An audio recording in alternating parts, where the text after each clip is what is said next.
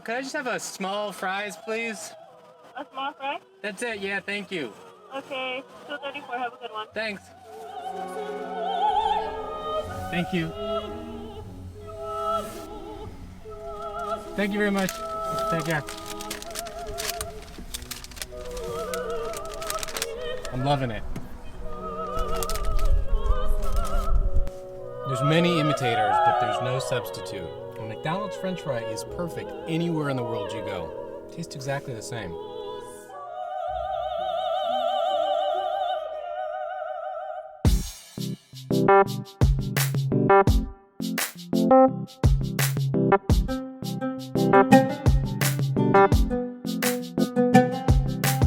Hey everyone, Benjamin Siegel here, and welcome back to Taste, Culture, and Power. The odds are pretty good that you've been to McDonald's before. Maybe you've gone a lot. Maybe you've only gone during a road trip or while traveling, or you just really have a thing for the hash browns when you're going on a road trip. Guilty as charged.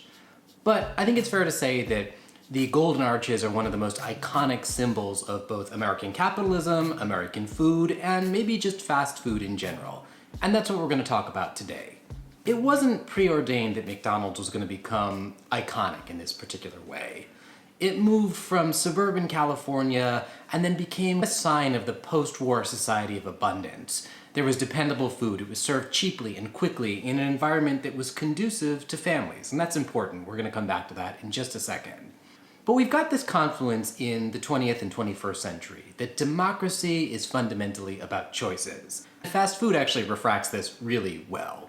The idea that you can have it your way is really a cornerstone of American eating, but maybe fast food eating in general. There's something distinctly American about fast food. More than a quarter of money spent on food in the United States goes to fast food chains. But at the same time, it's something about the world at large, and we're going to talk about that today. We'll also talk a lot about the worries that fast food engenders, and there's actually a lot of different types of worry that come along with the rise of fast food. On the one hand, there's the idea that standardization is replacing local cuisines. There's an artificial choice that value meals offer that are virtually the same at every chain. There's the question of labor, the idea that standardized low-value jobs are really going to de-skill restaurant labor to the point that workers have no active role in food preparation, but simply respond to the commands of machines. And increasingly now, we're seeing machines take over those roles altogether. A lot of people fear that fast food and advertising around fast food is going to contribute to a growing epidemic of unhealthy eating choices in the United States and around the world, and that's certainly been the case too. And also fast food, and particularly McDonald's, but other chains as well, has been tied into global concerns about United States hegemony. Those concerns may be on the wane, but they're still really alive, and there's something I want to talk about later today. In order to understand the history of fast food, we've got to go back to the late 19th century to think about social history and trends in industrialization more generally. If you think about the work done in fast food, it's really standardized. Things like flipping a burger or frying French fries. Those harken back to the industrial automation line. The thinker behind that is Frederick Taylor. He's someone who's really important in workplace sociology, and he's really credited with the idea of creating the ideology behind the assembly line, of everyone working on one small piece of the puzzle, as opposed to that kind of craftsman work where someone does it all. And that's really akin to the work of a high-end chef, or at least our idea of the high-end chef. At the same time, automobiles are important in this story in a different way. The rise of automobile culture and the post-war suburbanization of the United States middle class created a tremendous demand for restaurants that catered to a society on the move. And that's something that's really iconic with fast food even today. You can eat it in the car, in motion. But the first fast food chains weren't actually McDonald's. McDonald's was influenced by an earlier series of restaurants, all of which provided little pieces of the puzzle. The first is Harvey House. Harvey House restaurants were some of the earliest American chain restaurants. They were built along transcontinental railroads in the 19th century, and they set the standards for providing reliable, easy food to travelers. They were places that you could go while traveling that were healthy and salubrious. They weren't serving as a brothel or a bordello or a bar at the same time. And so the idea of the Harvey girl, the waitress who was working at the Harvey House restaurant, helped to bring the idea of civilized dining with America as it moved west. In the 1920s, the next big piece of the puzzle came, and that was White Castle. White Castle was a chain that gave a lot of respectability to the hamburger. The hamburger beforehand, maybe it came from New Haven, maybe from somewhere else, it was really associated with the Greasy Spoon Cafe and stands that would pop up along street sides. But White Castle took the hamburger and it served it in sparklingly clean surroundings that had the imagery of a fairy tale behind it, a castle. And then a decade later, Howard Johnson began locating their franchises along highways. And they had gleaming orange roofs so that customers could see Howard Johnson's from a distance. They became icons of an early generation of American dining. Then the final piece of the puzzle is something that you may have been to yourself, a diner. Diners also appeared on roadsides in this period. They often were in streamlined, metallic, chrome-covered buildings that had drive-through windows or car hop service. All of these were images of the restaurant that were helping to create the idea of standardization, of cleanliness, and above all, mobility.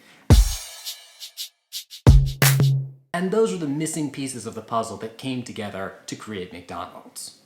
The original McDonald's offered curbside service in San Bernardino, California in the 1930s. But there was a problem. Most of the clientele who went to the original McDonald's were teenage guys. And this was something of a problem. You don't want a bunch of teenagers just lingering around your restaurant. So Richard and Maurice McDonald in 1948 came up with a plan. They fired all of their waitresses who previously would bring foods to the cars. And in doing this, they revolutionized the fast food industry.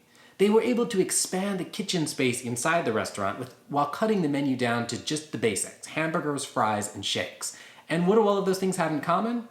They're foods that you can eat without utensils, with your hands.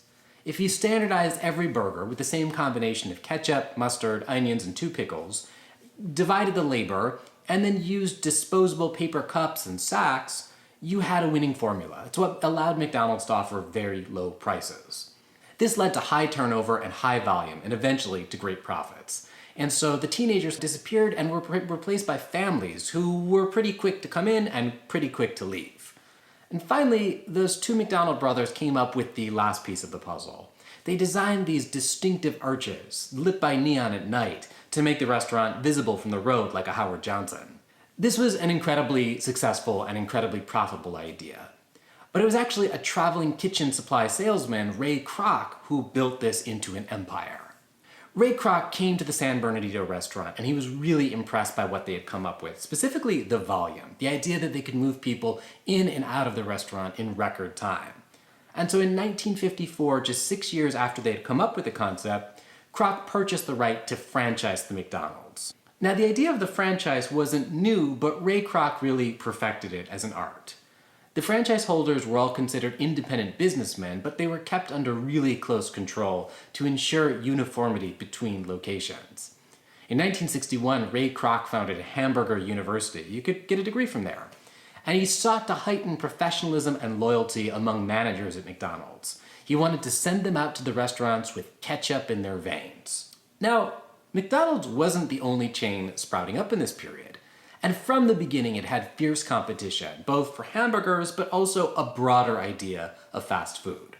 In 1953, Burger King had already started franchising, and many people considered their broiled burgers to be much better than McDonald's fried variety. Rivals to McDonald's also began applying the techniques of industrial efficiency to other foods, things like fried chicken and KFC, tacos with Taco Bell, pizza with Pizza Hut, and ice cream parlors like Baskin-Robbins. All of these came up through the franchise idea in about the same period. But by the 1970s, it was really McDonald's who dominated this industry, and they've basically managed to keep this position even though there have been some hiccups along the way. By the 21st century, the market for fast food has become so saturated that they had to find new places to put them. And so at the turn of the 21st century, you saw fast food moving into airports, into other stores, into school cafeterias, even as people were frustrated by this expansion.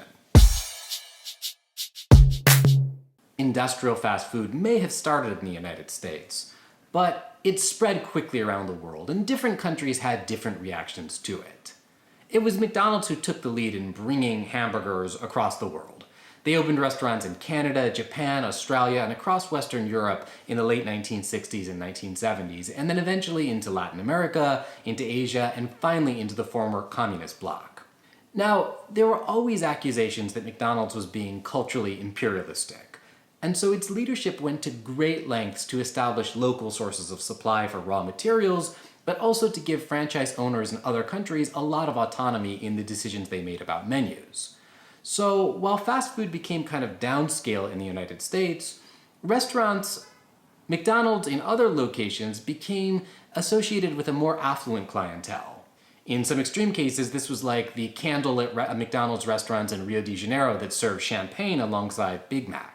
This idea of localization was most intense in McDonald's expansion into Asia, and it illustrates the diversity of cultural reactions to fast food. McDonald's came to Japan for the first time in 1971, and it appealed primarily to young people who were really eager to adopt Western fashions. The local manager claimed at the opening that if we eat McDonald's hamburgers and potatoes for 1,000 years, we'll become taller, our skin will become white, and our hair will become blonde. That wasn't exactly the case, but these exotic visions of America and American culture contributed to McDonald's success in Asia. All of this was kind of part of the package when McDonald's finally came to China and to Beijing 2 decades later. And there were all sorts of novelties that came with this restaurant, things like just standing in a line with other people for food. Of course, when McDonald's went to India, dietary restrictions meant that they had to make all sorts of different changes to the menu. Beef was replaced with things like chicken or with vegetarian options, and then there were local standardizations like a paneer tikka wrap, which secretly I sometimes fantasize about. But these attitudes really changed over time. The idea that McDonald's was something exotic and foreign really changed. A whole generation in Hong Kong has grown up with McDonald's, and it doesn't really code as foreign there anymore, too. The reaction was a little more complicated in Europe. Europeans often dismissed or lambasted fast food as an assault on Western civilization itself. In 1989, there was a massive protest against the opening of a McDonald's in Rome, and it led to the founding of the slow food movement. We'll talk about that later, but just know for now that it was a movement dedicated to the antithesis of fast food, preserving regional cuisines against an onslaught from fast food. The French Minister of Culture, Jacques Lang, oversaw the creation of a National Council of Culinary Arts to protect French cultural patrimony, and he said, "I'm no fan of hamburgers." A sheep farmer named José Bové went even further. He took his tractor and he demolished a McDonald's restaurant under construction and was sentenced to 3 months in jail. So there was a lot of strong reaction from the Italians and the French, but McDo, as the French call it, is still the chain's most profitable European subsidiary. It has more than 1,000 restaurants in France alone. There have been other challenges too.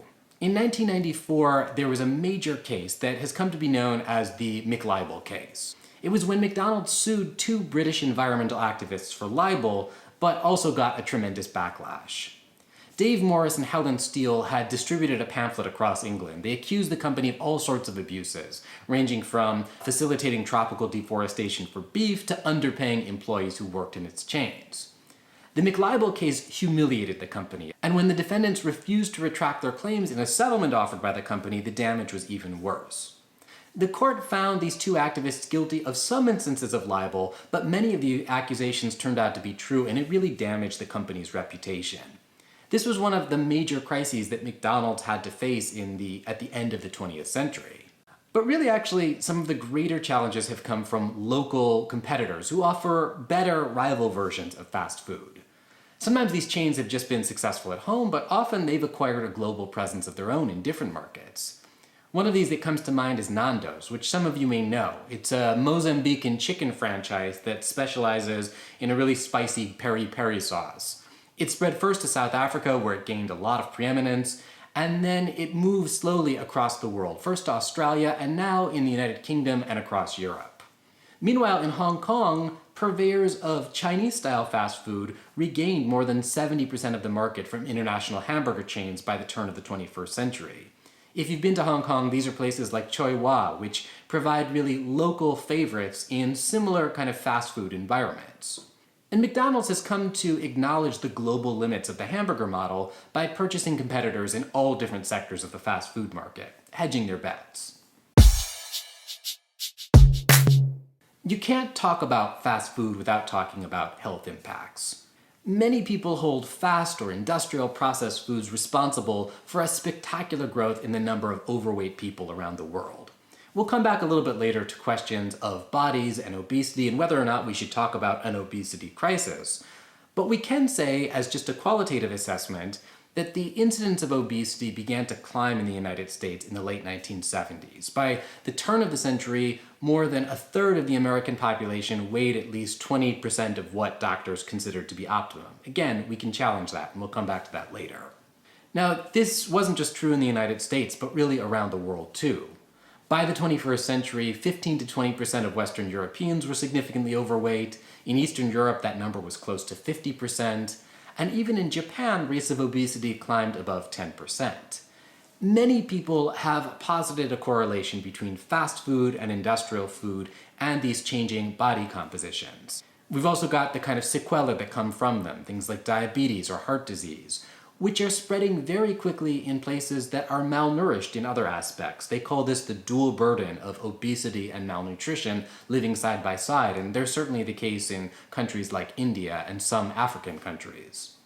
Today, there's around 2 billion people in the world who we consider to be overweight and around 650 million who are clinically obese. Some of those numbers mask differences in attitudes about bodies, different standards of what a body should look like, but as we acknowledge that, we should also understand that there are public health, but even as we acknowledge that, we can also see the different ways in which individual and public health may be impacted by the rise of fast and industrial foods too.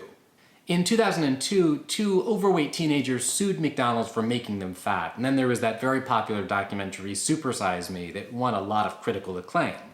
As the lawsuit made its way through the courts, the company was forced to add healthier alternatives to the menu, though they weren't very popular. There was a briefly lived adult Happy Meal that had a salad, bottled water, and a pedometer. Kind of flies in the face of what you expect from a McDonald's.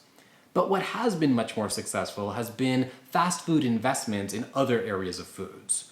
We know this. There have been the rise of things like deli sandwiches at Subway and other chains. Maybe more recently, there have been things like the Fresh Mex sector, things like Chipotle or Qdoba, which have benefited in some ways from changing attitudes and an increased discomfort around the idea of hamburgers and fries as a healthy meal. It's possible to overstate the impact that fast food has had on global foodways. But it's also impossible to tell a story of the 20th and 21st century without accounting for fast food in some way too. The question is what role does fast food have in a contemporary diet, be that in the United States, the developing world, Western Europe, and that's something that everyone has to individually figure out for themselves. Many people enjoy indulging in fast food at certain moments. I'm certainly guilty of that as well too. But we have to decide whether fast food merits some kind of intervention from the state level or not. These questions and questions of food politics are things that we're going to come back to. So stay tuned for that, and I'll see you next time.